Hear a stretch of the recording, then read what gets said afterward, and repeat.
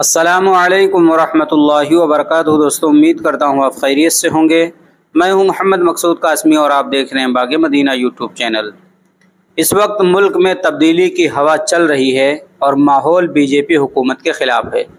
5 मराहिल की वोटिंग से साफ ज़ाहिर हो रहा है कि बीजेपी इक़्तिदार से बाहर होना तय है। पीएम मोदी भले ही 400 पार की बात कर रहे हों, लेकिन दर हकीकत इस मरतबा एनडीए को 250 सीटें भी नहीं मिलेंगी। मज़कूरा ख़यालात का इजहार आज यहाँ दारुल उलूम देवबंद की मजलिस आमिला की मीटिंग में शिरकत करने देवबंद पहुँचे आसाम के ढोबरी से रुकन पार्लियामेंट और चौथी मरतबा इसी सीट से इलेक्शन लड़ रहे AIUDF के कौमी सदर मौलाना बदरुद्दीन अजमल ने ईदगाह रोड पर वाक़ अपनी रिहाइश गाह पर नामा निगारों से गुफ्तगू के दौरान कहा। मौलाना बदरुद्दीन अजमल ने कहा कि यकीनी तौर पर मुल्क के बाशऊर और सेकुलर जहन रखने वाले आवाम बीजेपी की पॉलिसियों के ख़िलाफ़ हैं। यही वजह है कि इंडिया इत्तेहाद को मुल्क में हिमायत मिल रही है। उन्होंने आसाम में राहुल गांधी, प्रियंका गांधी और दीगर कांग्रेस लीडरान के ज़रिए अपने खिलाफ की गई बयानबाजी पर अफसोस जाहिर किया और कहा कि वो चौथी मरतबा भी ढोबरी से कामयाब होंगे इंशाअल्लाह। मौलाना अजमल ने कहा कि वो आसाम में सिर्फ 3 सीटों पर इलेक्शन लड़ रहे हैं और उन्होंने उम्मीद की है कि वो अपने तीनों सीटों पर एक मरतबा फिर कामयाबी हासिल करेंगे। अगरचे मौलाना अजमल ने साफ कहा कि इस मरतबा उनका मुकाबला सख्त होगा। उन्होंने आसाम के वज़ीर आला हेमंत बिस्वा शर्मा के हालिया बयानात की सख्त मजम्मत करते हुए तशवीश का इजहार किया और कहा कि दीनी मदरसे कौमी वरसा हैं। फज़लाए मदारिस ने मुख्तलिफ़ मैदानों में मुल्क की खिदमत की है और लगातार खिदमत कर रहे हैं।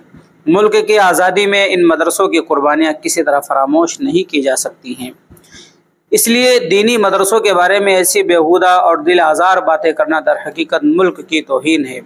उन्होंने कहा कि वो जमहूरियत और मदरसों को तोड़ने की बात करते हैं, लेकिन हम मदारिस बनाने और जमहूरियत को मजबूत करने के अज़्म के साथ काम करते हैं।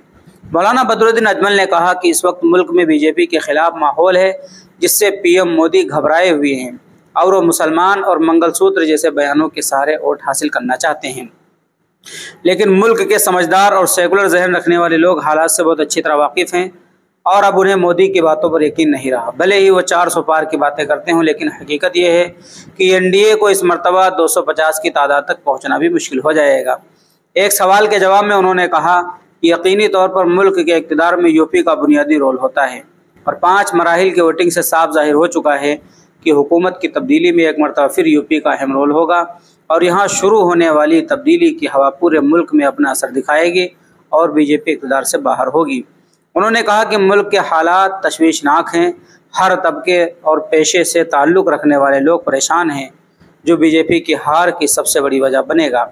अब आवाम किसी तरह के झूठे वादों और झांसों में आने वाली नहीं है। दोस्तों, ये बयान था मौलाना बदरुद्दीन अजमल साहब का। अब आप हज़रात का इस बयान के मुतालिक क्या कहना है, नीचे कमेंट कीजिएगा। पहली बार चैनल पर आएँ, सब्सक्राइब भी कर सकते हैं। चलिए दोस्तों, फिर मिलते हैं इंशाअल्लाह जल्दी किसी नए वीडियो में। अस्सलामु अलैकुम रहमतुल्लाहि व बरकातुहू।